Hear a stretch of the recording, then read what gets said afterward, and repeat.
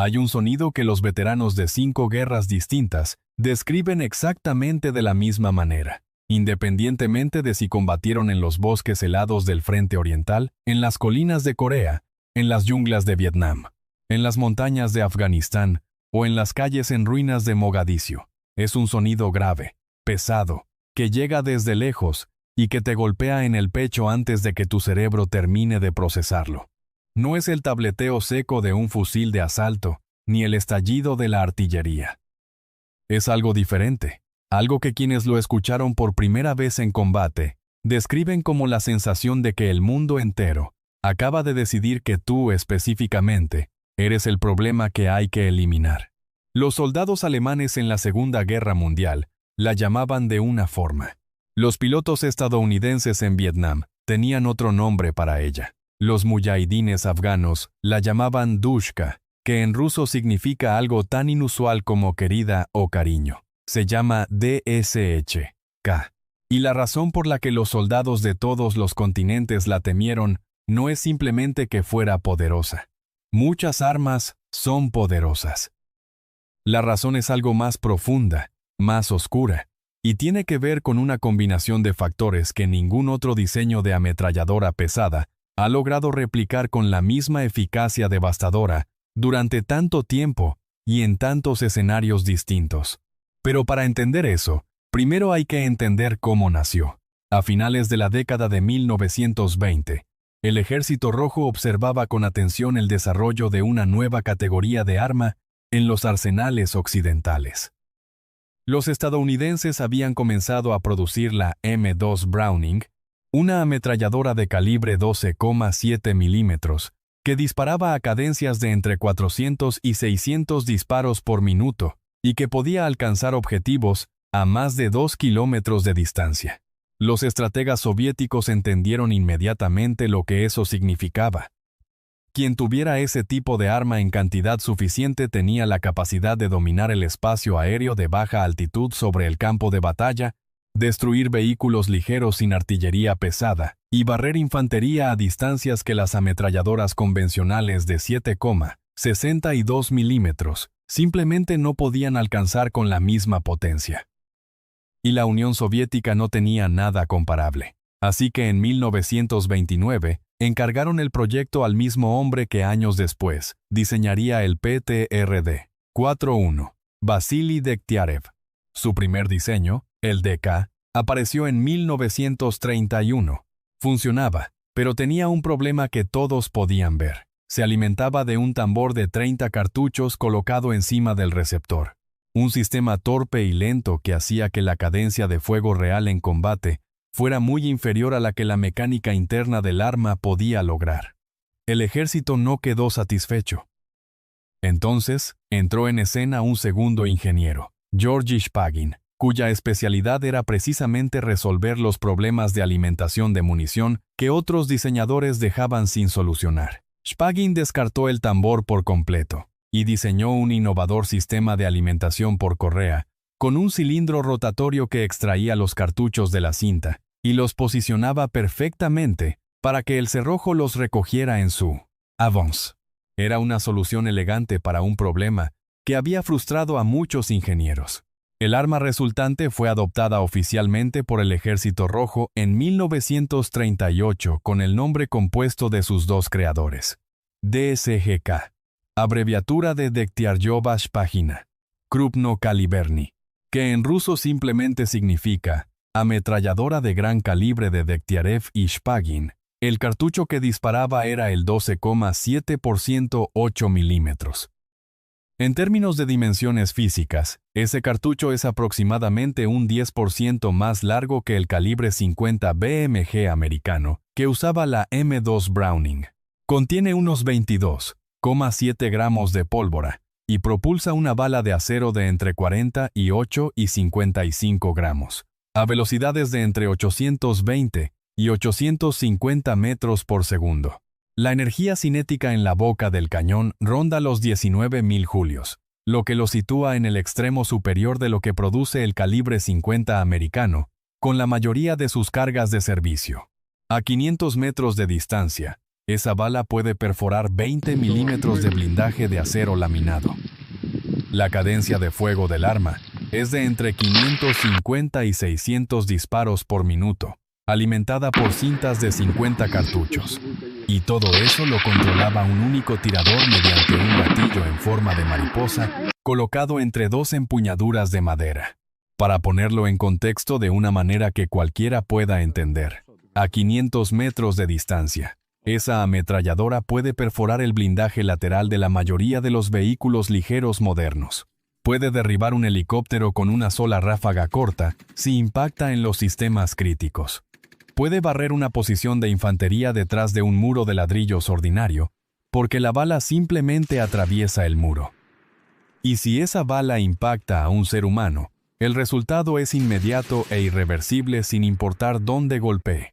Lo que viene a continuación explica por qué esas capacidades hicieron de esta arma algo que los soldados de generaciones completamente distintas aprendieron a reconocer y temer de la misma forma.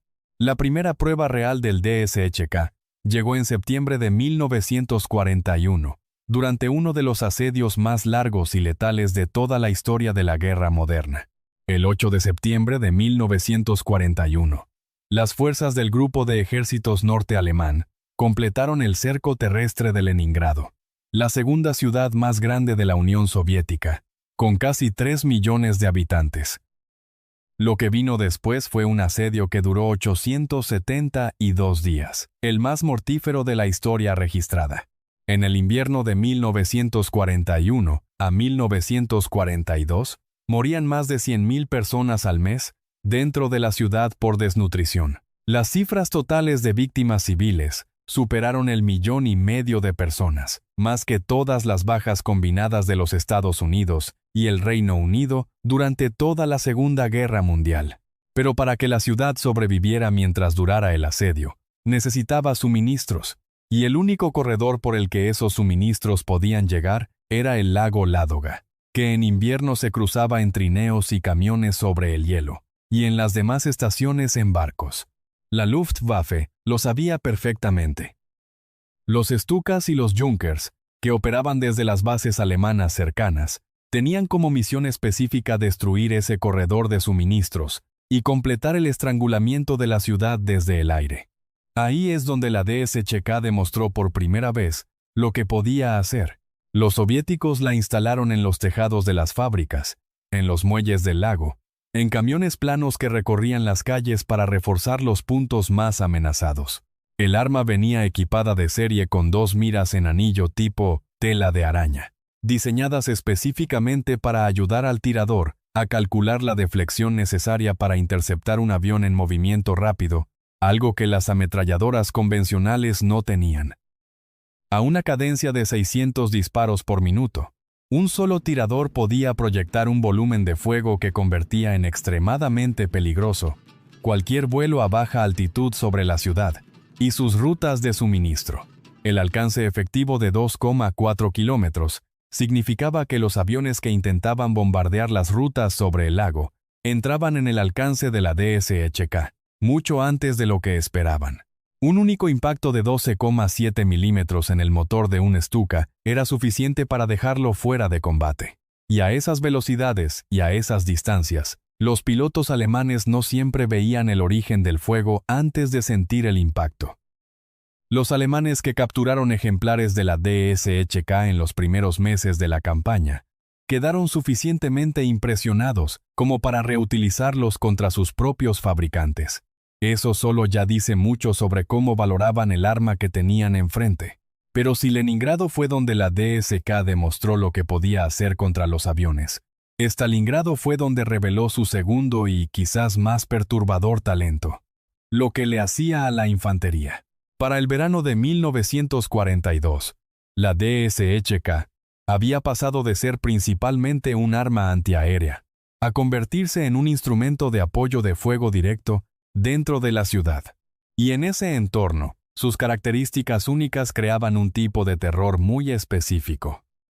Una ametralladora convencional de 7,62 milímetros, como la MG-42 alemana o la DP-27 soviética, Era perfectamente adecuada para barrer infantería en campo abierto.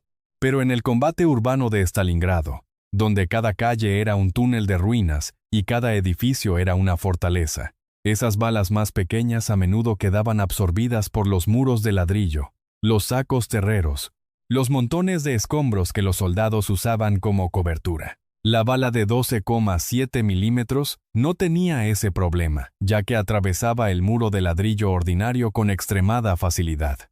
Perforaba los escudos de acero ligero que los soldados alemanes soldaban sobre las entradas de los edificios que usaban como posiciones. Penetraba los sacos de arena. Y si impactaba en la persona que estaba detrás de cualquiera de esas coberturas que habrían detenido cualquier calibre convencional, los aniquilaba. Los soldados soviéticos en Stalingrado describieron el efecto psicológico de tener una DSHK en posición de apoyo en términos muy directos. Cambiaba por completo el comportamiento del enemigo. Los alemanes que sabían que había una DSHK cubriendo un sector determinado no intentaban atravesarlo con las tácticas normales. Buscaban rutas alternativas, pedían apoyo de artillería, esperaban. Y en la guerra de desgaste que fue Stalingrado, cada minuto que el enemigo pasaba buscando alternativas, era tiempo que el defensor usaba para consolidar su posición. Pero hay algo de la DSHK en combate que los documentos técnicos nunca mencionan y que los veteranos que la enfrentaron describen como lo que más los perturbaba. No era el daño que hacía. Era la sensación de que el arma tenía alcance de sobra para terminar con cualquier elemento de tu unidad desde una distancia que hacía que la respuesta con armamento convencional fuera ineficaz. Una ametralladora de 7,60 y 2 que disparaba desde 800 metros podía ser suprimida con fuego de fusil. Una DSHK, disparando desde 1500 metros, estaba fuera del alcance efectivo de prácticamente todo lo que una sección de infantería normalmente llevaba encima. Eso significaba que cuando aparecía una DSHK en el campo de batalla, la respuesta táctica inmediata no era contraatacar con fuego de fusil, sino retirarse, pedir apoyo de mortero o artillería, o buscar una línea de aproximación completamente diferente. Y eso es una cantidad enorme de influencia táctica para un arma que podía ser operada por 2 personas y transportada desmontada por un equipo de 4. Para 1944, con la guerra en Europa acercándose a su conclusión, el Ejército Rojo tenía ya más de 8.000 DSHK en servicio activo. Esa cifra parece modesta comparada con los millones de fusiles en circulación, pero hay que recordar lo que representaba. 8.000 plataformas capaces de dominar el espacio aéreo de baja altitud, destruir vehículos ligeros y barrer infantería a distancias que ningún otro armamento portátil podía alcanzar. Estaban montadas en los IS-2, los tanques pesados soviéticos que aplastaron las últimas defensas alemanas camino de Berlín. Estaban en los cañones autopropulsados ISU-152. Estaban en los trenes blindados que patrullaban las líneas ferroviarias detrás del frente. Y cuando el Ejército Rojo finalmente entró en las ciudades alemanas, en los últimos meses de la guerra, los equipos de asalto soviéticos usaron la DSHK exactamente como los de Stalingrado, como un demoledor de búnkers portátil que podía vaciar una casa fortificada o un sótano convertido en nido de resistencia antes de que la infantería avanzara. Berlín cayó en mayo de 1945. La Segunda Guerra Mundial en Europa terminó. Y entonces comenzó el capítulo más extraño de la historia de esta arma. Porque lo que sucedió después de la guerra con la DSHK no fue lo que normalmente ocurre con las armas cuando termina el conflicto que las creó. No fue almacenada, no fue retirada del servicio, no quedó obsoleta. Fue exportada, masivamente, sistemáticamente. A cada aliado, a cada movimiento, a cada país que la Unión Soviética quería ver triunfar en algún conflicto de cualquier rincón del planeta. Y con cada exportación, viajaban también los técnicos que enseñaban a usarla, y el conocimiento acumulado de cómo sacar de ella el máximo daño posible. La primera parada fue Corea. Cuando el conflicto coreano comenzó en junio de 1950, los soldados estadounidenses que llegaban a la península asiática Conocían perfectamente la M2 Browning, su ametralladora pesada de calibre 50. Lo que muchos de ellos no esperaban era encontrarse con un equivalente soviético que en algunos aspectos resultaba más difícil de contrarrestar en ese terreno específico. Los chinos que entraron en la guerra ese mismo año traían su propia versión de la DSHK, el tipo 54, construido bajo licencia soviética. Los estadounidenses la llamaron Red 50, el 50 rojo. El nombre era más simple de pronunciar que DCHK. Pero detrás del apodo informal, había un reconocimiento técnico muy serio. En las cadenas montañosas de Corea, donde las altitudes y los terrenos abruptos obligaban a los helicópteros y aviones de apoyo a volar a baja altura para ser efectivos, las DHK podían ser posicionadas en crestas y laderas, desde las que dominaban los corredores de vuelo con un alcance y una potencia que dejaban pocas opciones. Un experto en armamento soviético de la época señaló que el mayor problema que enfrentaba el ejército americano en los primeros meses de la Guerra de Corea era precisamente la falta de información actualizada sobre el armamento soviético que sus adversarios habían recibido. Los americanos asumían familiaridad con lo que había enfrente. La DSHK les recordó que esa familiaridad no existía, pero Corea fue solo el ensayo. Lo que vino después, en un país pequeño y selvático del sureste asiático, cambió la historia de la aviación militar occidental para siempre. En la primera mitad de la década de 1950, Francia combatía en Vietnam, tratando de mantener su control colonial sobre la región. Su estrategia dependía críticamente de la superioridad aérea. Si podían mantener los cielos libres y abastecer sus posiciones por vía aérea, pensaban que podían sostener la guerra indefinidamente. El problema era que los estrategas franceses habían construido ese plan sobre un supuesto que resultó ser completamente falso: que los vietnamitas no tenían capacidad antiaérea seria. La batalla de Dien Bien Phu, en 1954, destruyó esa suposición de forma catastrófica. Las fuerzas del Viet Minh habían recibido DSHK soviéticas y las habían instalado en casamatas excavadas en las laderas de las montañas que rodeaban la base francesa, ocultas y protegidas, capaces de disparar y retirarse antes de que pudiera localizarse su posición con precisión. Al final del asedio de 57 días, la Francia colonial había perdido 62 aeronaves destruidas o gravemente dañadas. La pista de aterrizaje era inoperable. Y 11.721 soldados franceses marchaban hacia el cautiverio. Una parte significativa de esas pérdidas aéreas fue directamente atribuida a la DSHK, pero lo que no le prestó suficiente atención al resultado de Dien Bien Phu fue la siguiente potencia occidental que entró en Vietnam.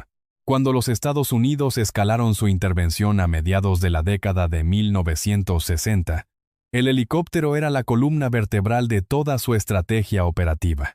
El Huey transportaba tropas a las zonas de aterrizaje. El Huey evacuaba heridos. El Huey llevaba suministros a las bases de fuego dispersas por toda la jungla. Si el helicóptero dejaba de funcionar como plataforma de transporte confiable, toda la forma en que los americanos planificaban y ejecutaban operaciones dejaba de funcionar con él. Y las DSHK empezaron a hacer exactamente eso. Miles de ellas habían llegado a Vietnam del Norte a través de la ruta a Ho Chi Minh. El arma podía desmontarse en componentes que un equipo pequeño podía cargar a través de la jungla. No necesitaba camión. No necesitaba infraestructura. Solo necesitaba una posición con buena vista al cielo y un equipo entrenado. Los norvietnamitas posicionaban baterías de DSHK alrededor de las zonas de aterrizaje que los americanos utilizaban con regularidad y esperaban. Cuando un Huey entraba en su aproximación final, lento y bajo, era el momento exacto de máxima vulnerabilidad. 6 o 7 DSHK, abriendo fuego simultáneamente desde posiciones ocultas en la línea de los árboles, sobre un helicóptero en aproximación final, dejaban muy pocas opciones al piloto. Un jefe de tripulación y artillero de puerta que sirvió con el 9 grado Batallón de Aviación en Vietnam, describió años después la sensación de escuchar el impacto de la 12, 7 milímetros en la estructura del aparato. Era instantáneamente reconocible, cualitativamente diferente al impacto de las armas más pequeñas que a veces golpeaban el helicóptero. Era más pesado, más definitivo. Y cuando esa bala encontraba la caja de transmisión principal o el mástil del rotor, no había tiempo para nada. De los aproximadamente 7,500 helicópteros y aeronaves de ala fija que los Estados Unidos perdieron durante la Guerra de Vietnam, la gran mayoría fue derribada por fuego terrestre, no por misiles, y las DSHK fueron responsables de una parte muy significativa de esa cifra. Tanto fue así que los ingenieros americanos que diseñaron los helicópteros de la siguiente generación incluyeron específicamente el requisito de que los sistemas críticos debían poder resistir impactos directos de calibre 12,7 milímetros. El Apache AH-64, el Bradley M2, el Stryker. Todos ellos llevan en sus especificaciones técnicas la huella de lo que la DSHK hizo a los helicópteros americanos en el sureste asiático. Pero la historia todavía tiene un giro más, y es el más irónico de todos. En diciembre de 1979, la Unión Soviética invadió Afganistán con la expectativa de una operación rápida contra insurgentes escasamente armados. Lo que encontraron fue una guerra de 10 años que los dejó con 333 helicópteros y 118 aviones destruidos, y con una lección brutalmente simple. Las armas que habían diseñado para dominar a sus enemigos eran perfectamente capaces de dominarlos a ellos, cuando esas mismas armas caían en manos contrarias. Los muyahidines afganos obtenían sus DSHK de múltiples fuentes, copias chinas, tipo 54, introducidas desde Pakistán como parte de la operación encubierta de la CIA, DSHK capturadas del ejército afgano prosoviético y DSHK, tomadas de los propios vehículos soviéticos emboscados en los pasos de montaña. Afganistán es un país de terreno elevado, con valles profundos y crestas que dominan todos los corredores de movimiento. Quien controla las alturas con un arma de alcance de 2,4 kilómetros, controla el valle que hay debajo. Y los muyahidines habían aprendido esa lección, con una precisión que los ingenieros soviéticos no anticiparon cuando diseñaron sus propias tácticas de helicóptero, basándose en lo que le había pasado a los americanos en Vietnam. Los soviéticos habían diseñado el Mi-24 Hind, su helicóptero de ataque, específicamente para resistir el fuego del calibre 50 americano. Las cabinas blindadas, los motores protegidos, los componentes del rotor de titanio, hacían que los impactos de la DSHK rebotaran mayoritariamente en sus superficies. Pero el Mi-8, el helicóptero de transporte que era el caballo de carga del esfuerzo logístico soviético, no tenía esa protección. Y los muyahidines aprendieron rápidamente a ignorar los Hind cuando era posible y a concentrar todo su fuego en los transportes. Hay un detalle adicional que ilustra perfectamente lo bien que los afganos entendían el arma que tenían en sus manos.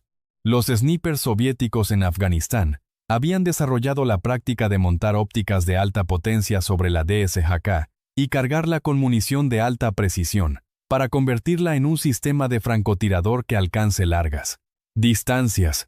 Los muyahidines observaron esa técnica, la adoptaron y la usaron contra los propios soviéticos desde las crestas de los pasos de montaña. La Dushka, fabricada en la Unión Soviética, disparando munición soviética desde posiciones que dominaban las rutas de suministro soviéticas contra soldados soviéticos. Cuando los soviéticos se retiraron de Afganistán en febrero de 1989, habían perdido más de 330 helicópteros en esa guerra. Una porción muy sustancial de esas bajas fue directamente atribuida a la DSHK, y aún así, la historia no termina ahí, porque lo que define verdaderamente a la DSHK como algo diferente a cualquier otra arma de su generación no es simplemente que sobreviviera a múltiples conflictos. Es que siguió multiplicándose. China fabricó el tipo 54, Polonia fabricó su propia versión, Yugoslavia la produjo. Irán la sigue fabricando hasta el día de hoy, Corea del Norte también. Se estima que existe en los arsenales activos de más de 40 países, y eso sin contar las decenas de naciones que la tienen en reserva sin catalogar. En 1988, el IRA irlandés introdujo 2 DSJK de contrabando desde Libia y las usó para derribar un helicóptero Lynx del ejército británico en el condado de Armagh, dejándolo en tierra tras 15 impactos. En Somalia, durante los combates de Mogadiscio en 1993, los técnicos, camionetas pick-up con DSHK, montadas en la plataforma de carga, eran el arma más temida por las fuerzas de las Naciones Unidas. En Siria, en Libia, en Irak, en Ucrania. En cada conflicto de los últimos 30 años en el que haya imágenes de combate, hay una DSHK visible en algún momento. En Ucrania, durante el conflicto de los últimos años, se han documentado casos de DSHK originales de fabricación soviética, con munición de la misma época, siendo sacadas de arsenales de reserva y usadas en combate urbano contra vehículos blindados modernos, con efectividad documentada. Más de 80 años después de ser diseñada, el arma sigue haciendo lo que fue diseñada para hacer. Y aquí está la razón más profunda, por la que los soldados de todos los continentes la temieron y la siguen temiendo. No es solo la potencia. No es solo el alcance. No es solo la capacidad de perforar el blindaje o de derribar helicópteros.